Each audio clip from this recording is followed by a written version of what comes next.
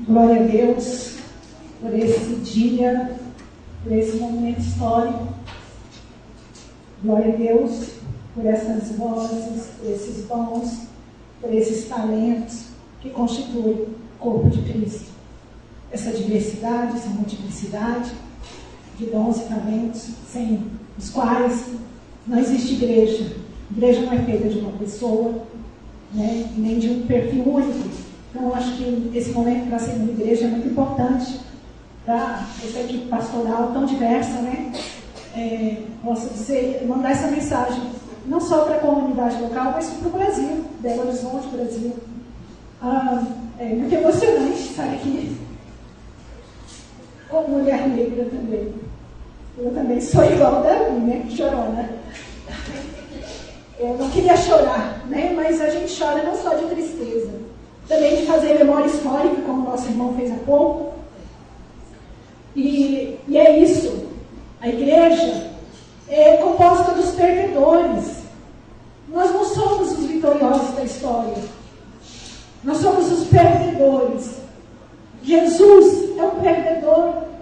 Só que nós temos o dever e a missão de fazer memória histórica, contar a verdadeira história, como que o irmão fez aqui. E o Evangelho é isso. É que nós vamos contar a história que quer ser silenciada. É a história que o mundo não quer que se conte, porque ela é uma história que faz, de fato, memória. Ela honra aqueles que caíram, aqueles que morreram, aqueles que foram crucificados, aqueles que foram injuriados. É isso que nós devemos recuperar. E aí também foi evocado aqui o nosso querido Pacheco, né? E aí me veio toda essa emoção que faz com que a segunda igreja seja ela. E aí vem o Robson com essa música. E aí eu lembrei quantos desertos eu passei. E que só a graça de Deus me bastava. E aí eu lembrei que, de repente, aqui nessa manhã, tem muita gente passando pelo deserto, né? Talvez aqui tenha muita gente se sentindo só, esquecida e esquecido na história, na família, na comunidade de fé. Que infelizmente isso é uma realidade, né? Nós sabemos.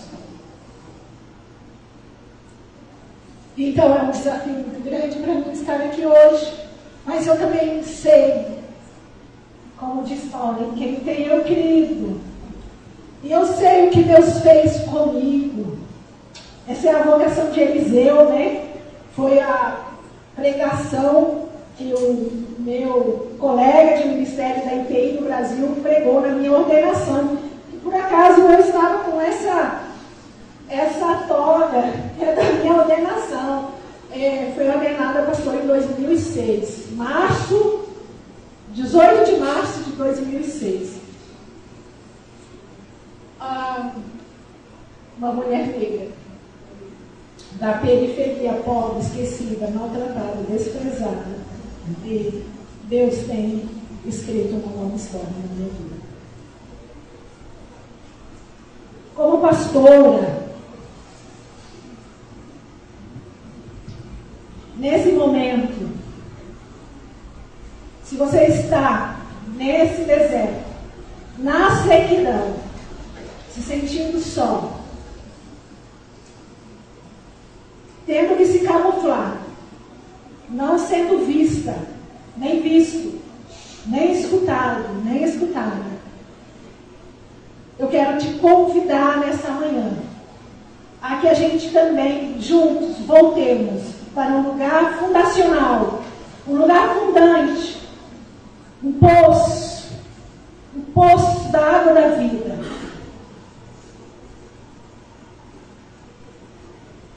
E ao mesmo tempo fazer memória histórica de uma pessoa específica da Bíblia, uma personagem que tem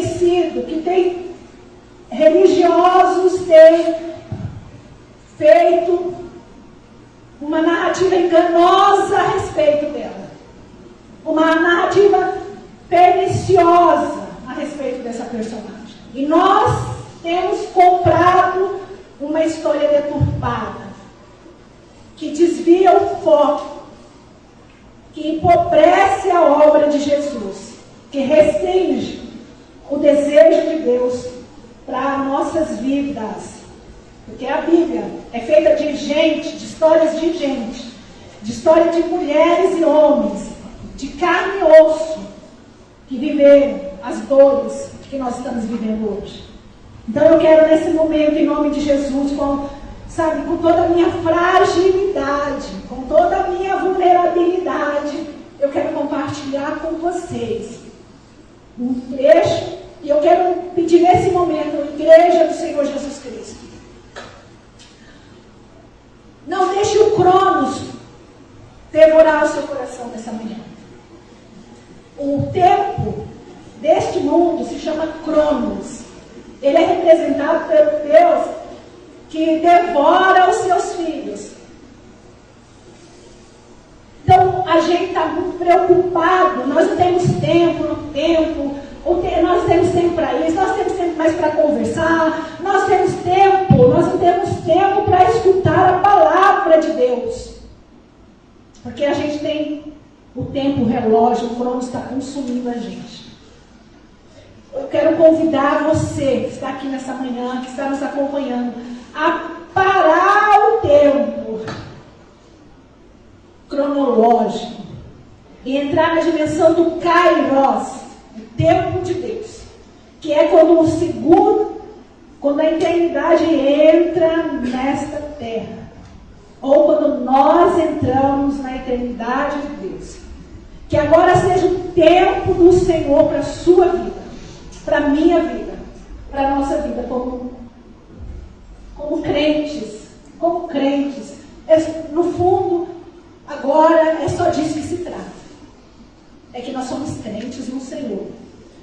Eu quero anunciar também, embora ficou implícito aqui, né? Mas eu era até ontem, né, pastora da IPI do Brasil. Agora é a minha primeira performance como pastora da IPU do Brasil, tá? Eu estou muito feliz, um pouco temerosa, né, também. É uma nova igreja. Agora tem a responsabilidade de ser realmente da instituição. E também triste por um lado, mas agradecida por me despedir da IPI e vir para a IPU. Eu tenho muita identificação e comunhão com os meus colegas de ministério. Isso pesou muito o fato desta comunidade da IPU ser ecumênica e ter abertura para o diálogo interreligioso, que é o meu trabalho teológico que passa por isso. Para quem não me conhece, eu sou uma teóloga, vamos dizer, profissional, eu vivo da teologia que eu faço, né? Eu não sou tão, assim, pastora de público, mas essa é a minha vocação primordial. Eu só sou teóloga porque eu sou filha de igreja. O Senhor me chamou, e como pastor, o Senhor falou comigo. E o Senhor, hoje eu estou onde o Senhor queria que eu estivesse.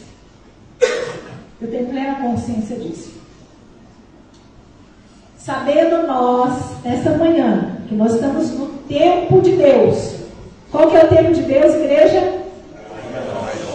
Esqueça, eu não vou ficar aqui até tarde. Eu quero ser objetivo.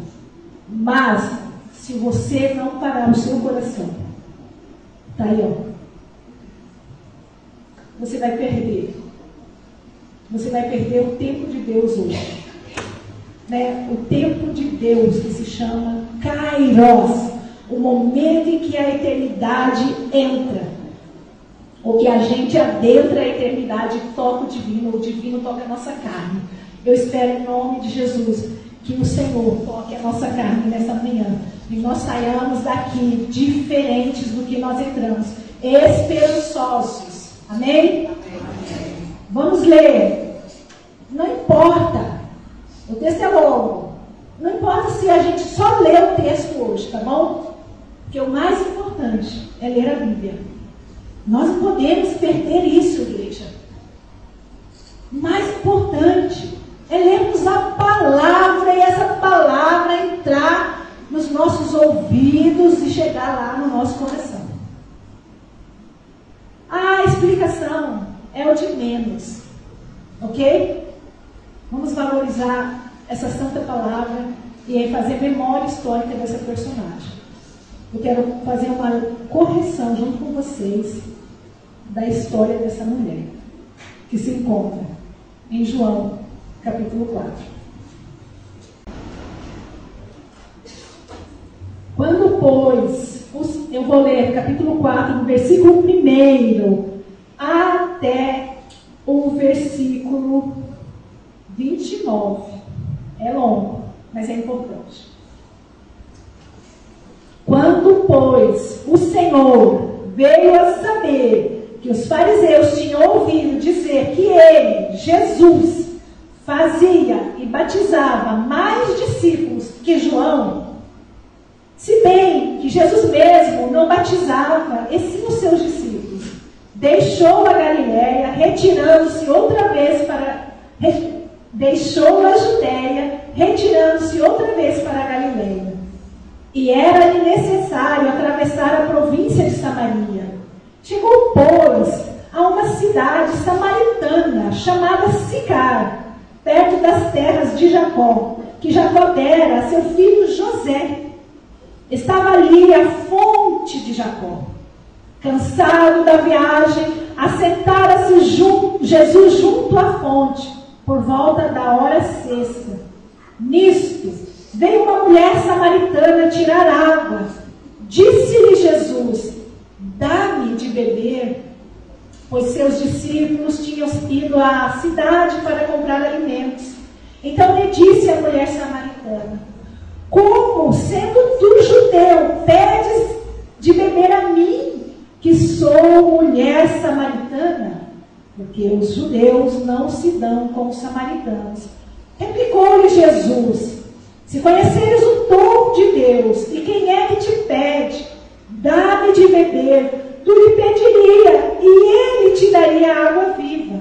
Respondeu ela: Senhor, tu não tens com que te atirar, e o poço é fundo. Onde tens água viva? És tu, porventura, maior que Jacó, nosso pai, que nos deu o poço do qual ele mesmo bebeu, e tem assim seus filhos e seu gado? Afirmou Jesus: quem beber desta água tornará a ter sede. Aquele, porém, que beber da água que eu lhe der, nunca mais terá sede. Pelo contrário, a água que eu lhe der será nele uma fonte a jorrar para a vida eterna. Disse-lhe a mulher: Senhor, dá-me dessa água, para que eu não mais tenha sede, nem precise vir aqui buscá-la. Disse-lhe Jesus: vai, chama teu marido. Replicou-lhe, ao que lhe respondeu a mulher: não tenho marido. Replicou-lhe Jesus: bem dissestes, não tenho marido, porque 5 maridos já tivestes, e esse que agora tens não é teu marido. Isso disseste com verdade. Senhor, disse-lhe a mulher, vejo que tu és profeta. Nossos pais adoraram neste monte, vós, entretanto, dizeis que em Jerusalém é o lugar onde se deve adorar. Disse-lhe Jesus: mulher, podes crer-lhe que a hora vem, quando nem neste monte, nem em Jerusalém adorareis ao Pai. Vós adorais o que não conheceis, nós adoramos o que conhecemos, porque a salvação vem dos judeus. Mas vem a hora, e já chegou, em que os verdadeiros adoradores adorarão o Pai em espírito e em verdade, porque são estes que o Pai procura para seus adoradores. Deus é espírito, e importa que os seus adoradores o adorem em espírito e em verdade. Eu sei, respondeu a mulher, que há de vir um Messias, chamado Cristo. Quando ele vier, nos anunciará todas as coisas. Disse-lhe Jesus: eu o sou, eu que falo contigo. Neste ponto chegaram os discípulos e se admiraram de que estava falando com uma mulher. Todavia, nenhum deles disse: que perguntas? Ou por que falas com ela? Quanto à mulher, deixou o seu cântaro, foi à cidade e disse àqueles homens: vinde comigo e vede um homem que me disse tudo quanto tenho feito. Será este porventura o Cristo? Saíram, pois, da cidade e vieram a ter com ele. Que palavra, né? Que narrativa maravilhosa. Que texto lindo.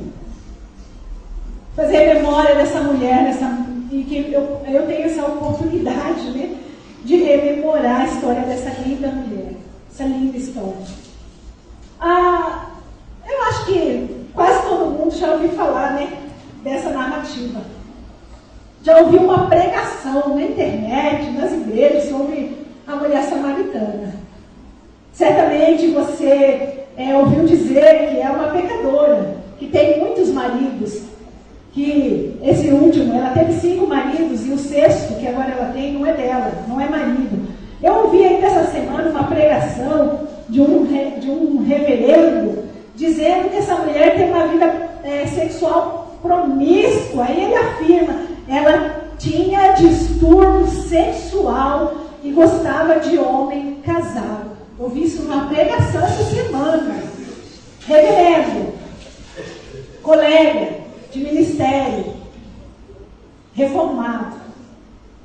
Essas pregações, igreja, desviam o foco do diálogo salvífico para focar em certo problema de sexualidade da mulher, como se ela tivesse uma sexualidade.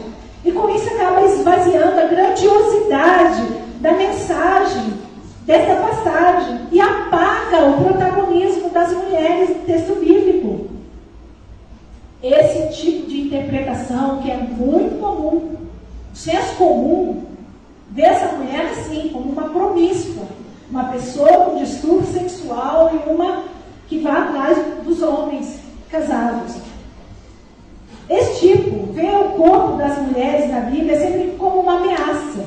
E muitos intérpretes da Bíblia, muitos pregadores, infelizmente também pregadoras, quando estão muito impulsionadas pelo patriarcado que reina nas igrejas, não conseguem ver que os corpos das mulheres, né, são também mediação da graça divina. Eu quero fazer memória dessa mulher como uma mulher que teve um diálogo profundo, teológico, com o nosso Senhor Jesus Cristo. Essa obsessão pela sexualidade alheia que nós estamos vivendo nos nossos dias, infelizmente vem de séculos. Não é de hoje. Vigiar a sexualidade, né? Nós estamos vivendo uma neura no Brasil, no mundo, de que só um padrão de sexualidade é que é normal, os outros são uma aberração.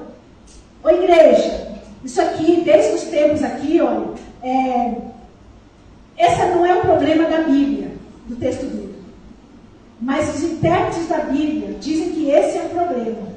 Quando todas as vezes que as pessoas, os poderosos, querem desviar a nossa atenção do problema sério, social, né, das exclusões seculares, milenares, aí a gente começa a contar a sexualidade, porque isso dá ibope, é a moralidade, não, é imoral. Isso desvia o nosso foco do problema central. Então, dizer que o problema dessa passagem é o problema da sexualidade dessa mulher é desviar o foco, é desviar a intenção do texto e a mensagem salvífica do Senhor Jesus. E nós também, nos nossos dias, nós também temos sido avassalados, assolados com essa questão, e nós estamos perdendo o foco do nosso ministério, da nossa vida, da missão da igreja, da minha missão, da sua missão. Eu não sei o quanto vocês sabem de questões bíblicas, mas a questão da sexualidade não é um assunto de Jesus de Nazaré. isso não é o centro da mensagem jesuânica, salvita. Jesus não se preocupou com a sexualidade alheia. Aqui com a mulher, quando ele faz essa pergunta, nós vamos ver, não tem nada a ver com o que as pessoas dizem. Agora, o tema da exclusão social e religiosa, porque não tem só a exclusão social, não, viu, irmãos, irmãs, entendeu? Existe uma exclusão religiosa, que ela, junto com a exclusão social, aquelas pessoas que não fazem parte, né, da elite social ou religiosa, porque toda sociedade tem uma elite religiosa também, tem uma religião oficial, aquelas pessoas estão sofrendo. E Jesus vem inserir os excluídos, vem para inserir os excluídos na sociedade, os excluídos social e religiosos, e reconectá-los com Deus. Reconectá-los com Deus. Essa é a missão de Jesus. E no tempo de Jesus havia muitos excluídos e excluídas, marginalizados. E nesse texto, Jesus está lidando com um grupo de escolhidos particulares, são os samaritanos. São excluídos social, mas sobretudo naqueles tempos, exclusão religiosa. E a exclusão social é pecado, foi lido aqui, texto maravilhoso de Isaías 58, o culto que Deus requer de nós, leve para casa, releia. E a exclusão religiosa também é pecado.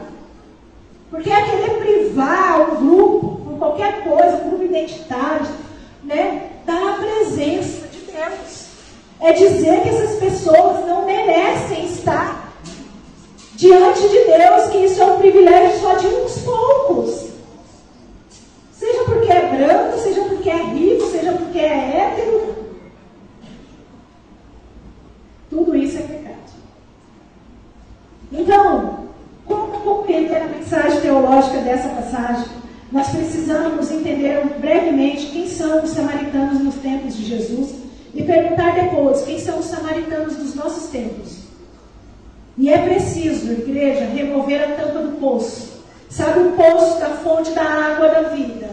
Quando ele vai ficando, as lutas, vem trazendo entulho. Imagine um poço, né? Hoje tem gente aí que nem sabe o que é poço, né? Mas aqui a grande maioria sabe o que é um poço. Imagine um poço e vem muitas lutas, muitas chuvas, muitos vendavais que cobrem um poço. Aquela fonte de água. Poço, assim, tem uma água lá no fundo. E agora a gente já não tem mais acesso a essa água, a gente tem acesso só àqueles entulhos que estão lá. E a gente confunde os entulhos com o poço, né? Com a água. Eu quero convidar você a voltar para o poço, para destampar esse poço que é a fonte da água da vida. Quem são os samaritanos? Os tempos de Jesus. Então, rapidamente, no Antigo Testamento, o povo de Deus era conhecido como Israel, né? O Israel de Deus. Esse povo, ele foi, sobretudo, constituído no tempo depois do Egito, né? Quando saiu aquele povo que era de diversas nacionalidades, que estava sendo escravizado no Egito. Quando eles saem para caminhar no deserto, essa caminhada no deserto simboliza a constituição do povo de Deus, do povo de Israel. E, por grande parte da sua história, Israel, então, era constituído por diversos países e reinos. A única época na Bíblia que você vai encontrar um povo unificado é durante o reinado de Davi. Davi conseguiu reunificar todo mundo.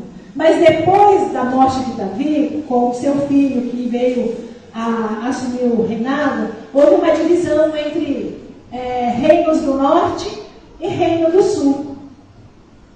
O reino do sul é onde está Jerusalém, né? E era chamado de Judá. O reino do norte ficou chamado como reino de Israel. No sul, a capital era Judá. De Judá era Jerusalém. No capital de Israel era chamada de Siquém. E mais tarde, o reino do norte se tornou a capital Samaria. Samaria se tornou a capital do reino do norte. Imagine na sua mente, então, o reino unificado em Davi, depois ele é dividido, fica reino do norte, Israel, com a capital Samaria, e reino do sul, a Judá, né, Jerusalém. Mas, em 722 a.C., os assírios, você sabe que o mundo é formado, é dirigido pelos grandes impérios, né? Então, em 722 foi o tempo do Império Assírio. Ele invadiu, então, Israel e o reino de Israel, o reino do norte, destruiu o reino do norte e ficou, então, um remanescente de povo lá no reino do norte e exilaram muitos hebreus. E os que ficaram no reino do norte, eles casaram com assírios. Em 2 Reis 17, 24, diz que os assírios trouxeram cidadãos de 5 outros países para viver em Samaria. E outra narrativa diz que, outra versão, considera o povo de Samaria sendo, então, de origem étnica e religiosa mista. Então, os poucos que ficaram em Samaria se misturaram, né? Casaram com os estrangeiros, com os assírios e outros povos que os assírios trouxeram para Samaria. Então, os samaritanos é conhecido, né, biblicamente, historicamente, como um povo que não é puro, misto. Do outro lado, ficou praticamente intacto o reino do sul, até que o Império Assírio enfraqueceu e veio um novo império, o Império Babilônico. E em 1587, os babilônios também destruíram praticamente o Reino do Sul. Levaram lá para o exílio da Babilônia, tem o salmo que canta nas margens dos rios da Babilônia, porque esses são do sul, estavam morando lá. Ficaram por lá 70 anos. E ficou um remanescente também. Mas, depois, com o declínio do Império Babilônio, veio o imperador Ciro. E está tudo na Bíblia, no livro de Isaías. Vocês podem ler depois todas essas histórias. O rei Ciro decreta uma carta e diz que o povo pode voltar para suas terras. Os judeus podem voltar. É aí que entra Esdras e Neemias. O livro de Esdras e Neemias são os 2 reformadores que retornam. E aí eles encontram, então, na terra, em Israel, os samaritanos, casados com muitas mulheres estrangeiras. E Esdras e Neemias têm uma campanha que vai dizer, olha, nós vivemos na Babilônia e nós vimos muita coisa impura, imunda. Agora nós temos um novo código de ética, um novo código moral, Levíticos. E quem está casado com estrangeira vai ter que mandar elas embora. Os samaritanos que estavam resistindo, que bravamente para manter uma tradição, a sua tradição no Deus da Bíblia, eles se opuseram a isso, porque isso significava uma grande injustiça social, despedir as estrangeiras com seus filhos, porque elas não tinham como comprovar a sua pureza ética. E isso acirrou ainda mais essa inimizade entre os judeus, que agora são judeus porque voltaram da Babilônia. Antes desse exílio não existia Babilônia. Existiam israelitas, não existia judaísmo como religião. Uma religião que era cultural e religiosa. Não existia. Isso vai existir a partir desse momento de Esdras e Neemias. A religião, o judaísmo, como a gente conhece depois, nos tempos de Jesus, ele nasce nesse momento histórico, onde se prega uma pureza étnica e o culto centralizado em Jerusalém. Antes disso, havia cultos na África, em vários outros lugares, reconhecidos como cultos ao Deus Altíssimo. Os samaritanos não vão aceitar e nunca aceitaram essa política. E eles se consideram, então, também guardiões da verdadeira Torá, os samaritanos. Por quê? Porque eles só creem, acreditam nos 5 livros, os 5 primeiros livros da Bíblia, chamados de Pentateuco. Os samaritanos não reconheciam os profetas e nem os livros históricos. E é esse, irmãos, vocês me desculpem por isso, porque parece difícil, mas a gente acha que a igreja não tem direito dessa informação. Vocês têm que acessar essas informações. São o fundo histórico dos embates entre Jesus e os seus discípulos, que, entre aspas, cabeça duras, que não querem se deixar evangelizar por Jesus. Vejam Pedro, que quer ensinar Jesus o que ele deve fazer como Messias. Não, você não pode aceitar esse destino de morte. Jesus diz: arreda-te de mim, Satanás. Os textos bíblicos, essas mensagens, não são mensagens só para o povo lá fora. É ensinamento para a comunidade aqui dentro. Nós estamos na posição dos discípulos de Jesus de Nazaré. Nós estamos com dificuldade de entender qual é a verdadeira mensagem de Jesus. Então, nesse contexto, Jesus está ao meio-dia, perto do poço, e vem uma mulher camuflada. Ninguém consegue ver direito quem é essa mulher. Só dá para saber que ela tem vestes de mulher. Ela está escondida, ela vem naquele sol quente, porque ela não quer ser vista, notada, porque ela sofre de dupla exclusão. Ela é mulher, numa sociedade que não reconhece a cidadania da mulher, e ela é ainda samaritana, odiada pelos judeus da sua época, pelos religiosos da sua época. E ela vem, e Jesus então surpreende aquela mulher. E ele diz assim: dá-me de beber. Uau! Imagine você está querendo se esconder. Eu já vivi isso. Você está querendo se esconder e vem alguém e diz: faz algo por mim. Você não quer fazer nada, você só quer preservar sua identidade anônima. Mas tem horas que Jesus diz: sai do anonimato, vem para a luz, que eu tenho algo com você. E aí, quando ele diz isso, dá-me de beber, ela leva o choque, o estranhamento. Como é que você, como judeu, me pede para te dar de beber? Eu estava meditando, igreja, sobre isso.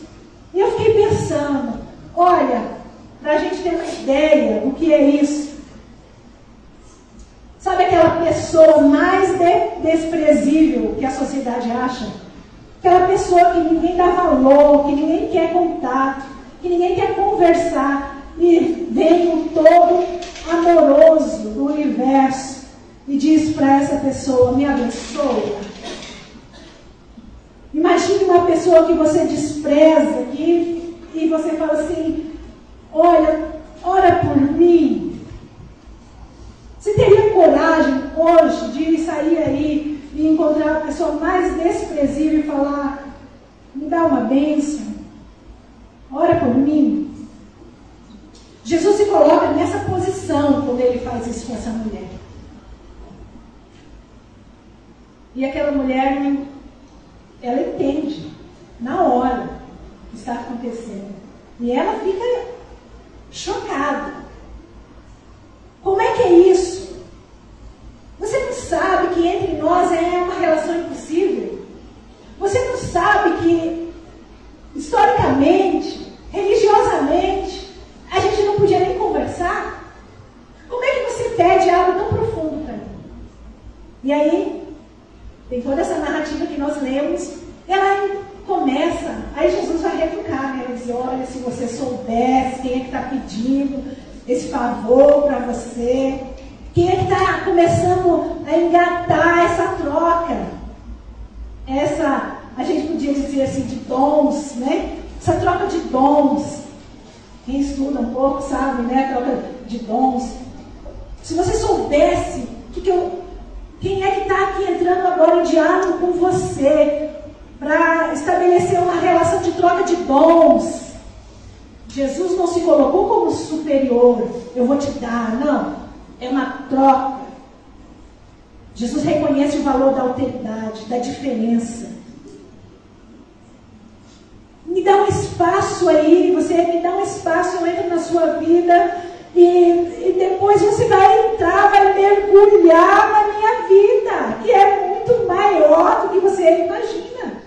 Sabe? Molha meus pés e depois eu vou te mergulhar no oceano. E aquela mulher começa então, minha igreja, um debate teológico com Jesus de Nazaré. Eu estou aqui, Senhor, no poço. Ela começa a fazer memória da sua fé. Ela começa a recuperar a história da sua fé. O poço de Jacó. Gente, a Bíblia é simbólico. O poço de Jacó, essa fonte, os meus ancestrais. É aqui que eu venho me alimentar, Senhor. Matar a minha sede. E aí Jesus começa a falar com ela também, estabelece esse diálogo. E ele vai dizer, olha, você não precisa mais esconder para vir aqui. Existe uma fonte que qualquer pessoa pode ter acesso.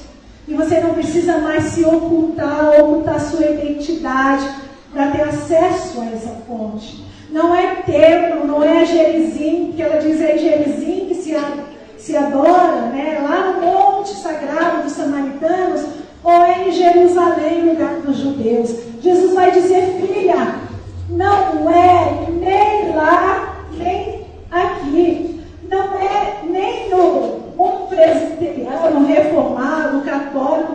Aqui está o lugar da verdadeira adoração. Porque vai chegar o momento, e ele já chegou, a hora de Deus, o tempo, que não é o Cronos, que está nos devorando nessa manhã, mas é o Kairos de Deus. Vai chegar a hora, e essa hora já chegou. E a hora já chegou, em que os verdadeiros adoradores adorarão o Pai em espírito e em verdade. Igreja, eu poderia ficar horas conversando com vocês. Não é o objetivo. Vocês,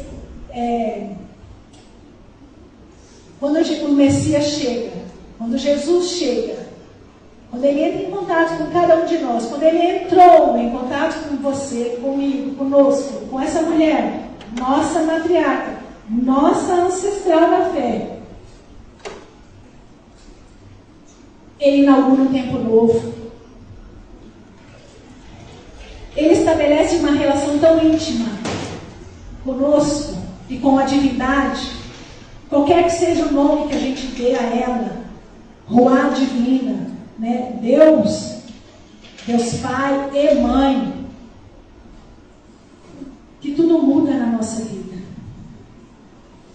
E que nós podemos então sair sim à luz do dia, sem vergonha de ser quem nós somos, tampouco sem medo de sermos atacadas por aquilo que somos. Jesus nos convida a uma relação íntima com Ele, e essa relação parte da nossa exclusão.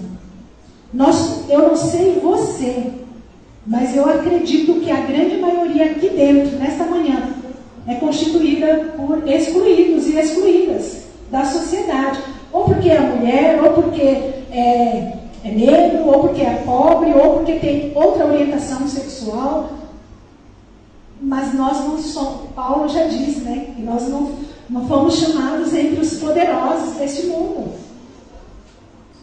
E essa experiência da mulher samaritana, quando os discípulos chegam, eles não sabem que é uma samaritana. Eles dizem, Jesus estava conversando com uma mulher, porque ela está camuflada.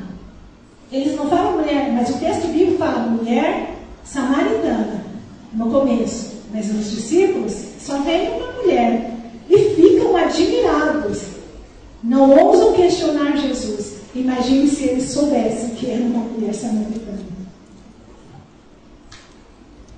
Jesus quer ensinar aos discípulos do passado e do presente que nada justifica negar o acesso a Deus. Nada. Nada justifica uma comunidade fechar as portas para as pessoas, qualquer que seja. Nós vimos hoje um relato do quanto essa igreja lutou para manter essas portas abertas. Num tempo de muita perseguição, que hoje ronda a nossa sociedade e o planeta.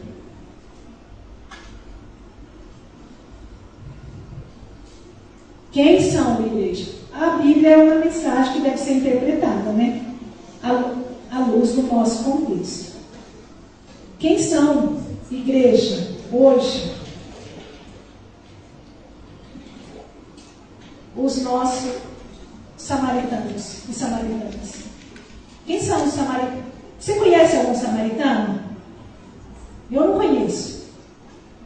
Mas a Bíblia tem essa passagem, tem a parábola do bom samaritano, que Jesus está dando um tapa na cara dos discípulos, dizendo assim, ó, vocês odeiam os samaritanos, mas ele foi que se tornou, ele que amou o próximo. Vocês, os religiosos do tempo, não amaram o próximo. Quem são os samaritanos, igreja, dos nossos tempos? Você consegue identificar? Quem são aquelas pessoas? Reverendo Jorge, Ézer, Sandro, meus companheiros do ministério e os demais colegas. Quem são aqueles e aquelas que dizem que creem em Deus, mas que os religiosos dos nossos tempos odeiam? Dizem, não, vocês não podem crer em Deus. Vocês não podem ser batizados. Vocês não podem assumir ministérios. Quais são as pessoas, igreja, que encarnam hoje os samaritanos? A samaritana, a mulher samaritana. Pense, identifique na sua mente. Qual é o tipo de pessoa que você acha que, do jeito que está, não pode estar aqui? Eu quero te dar uma boa notícia. Vai e abraça essa pessoa. Porque ela é hoje a mediação da graça de Deus.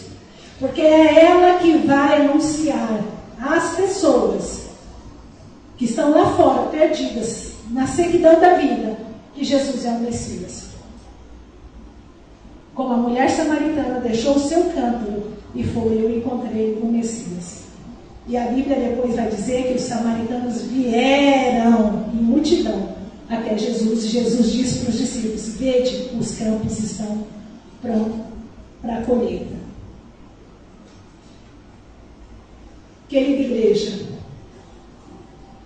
meu desejo nessa manhã é que você remova toda a sujidade que o tempo, que a religião, que os discursos de ódio fundamentalistas de todos os tempos colocou sobre o poço que é o seu coração, o poço da água da vida. Que hoje você saia daqui, o seu poço destampado e renovado para a glória de Deus. Amém?